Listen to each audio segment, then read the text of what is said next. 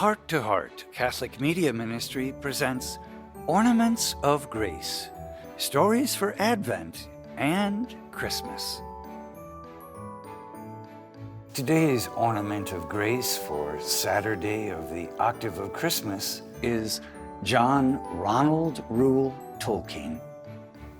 From the first letter of St. John, chapter 2, verses 12 through 17. Little ones, I address you, for through his name your sins have been forgiven. Have no love for the world, nor the things that the world affords. If anyone loves the world, the Father's love has no place in him. For nothing that the world affords comes from the Father. Carnal allurements, enticements for the eye, the life of empty show, all these are from the world. And the world with its seductions is passing away. But the man who does God's will endures forever. While most recognized today for his highly successful works of fantasy such as The Hobbit and Lord of the Rings, about a world called Arda and within it Middle-earth, J.R.R. Tolkien wrote about a wide variety of subjects. Born in 1892 in the South African Republic, his father was a bank manager. When Ronald, the name his family called him, was 3, he went with his mother Mabel and his brother to visit family in England. Before his father could join them, he died of rheumatic fever, leaving the family without a means of support. So his mother took Ronald and his brother Hilary to live with her parents in Birmingham. Mabel taught the boys at home, and Ronald was eager to learn.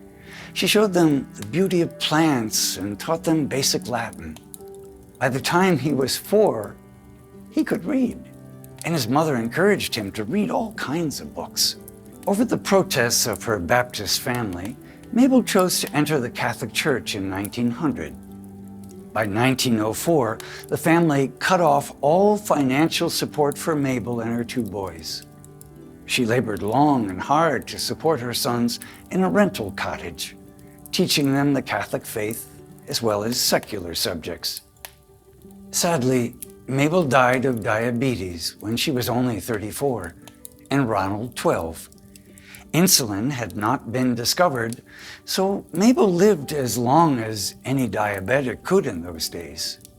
She had given guardianship of her 2 boys to a Father Francis, a priest she admired greatly.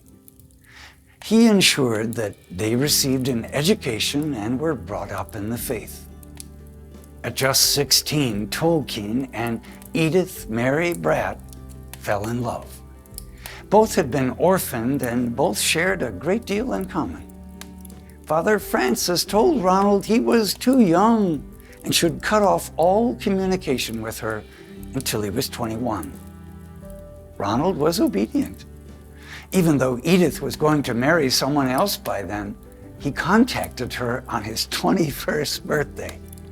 Soon afterward, Edith cut off her engagement. She became a Catholic and married Ronald. In the beginning, he had nothing to offer her except his love. When England entered World War I, Ronald finished his degree and then served in the army. There he got trench fever and was sick with it throughout the war. When World War II broke out, Tolkien was asked to be a code breaker. He attended school for this work, but was never called to use his skill. Together, Tolkien and Edith had 4 children. Both parents loved the children fiercely. J.R.R. Tolkien was particularly devoted to his faith, and once wrote to someone seeking the answer to our purpose in life.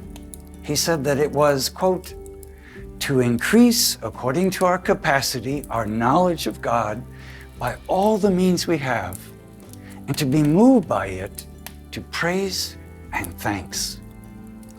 Seeing Tolkien living his faith helped his good friend C.S. Lewis move from atheism to Christianity. J.R.R.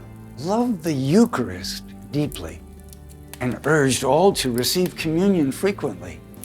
He once wrote to his son, "The only cure for sagging or fainting faith is Holy Communion." That is where his treasure was, in God. He didn't care about wealth or fame, things that would come to him in later years. Rather, his focus was on doing God's will. J.R.R. Tolkien is today's Ornament of Grace.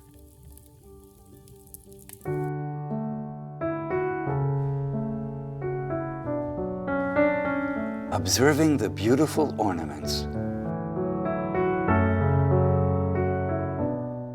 Is your faith more important to you than riches and career and power?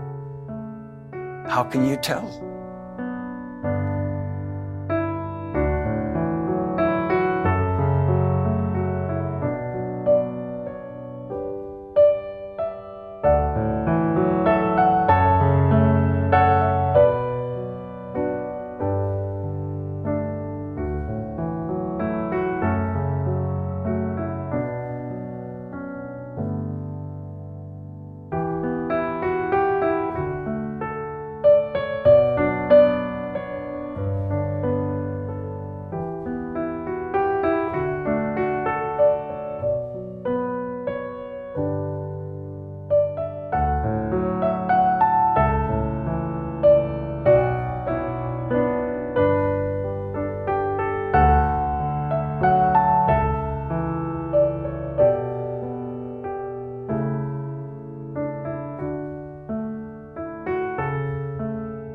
Blessings and Merry Christmas.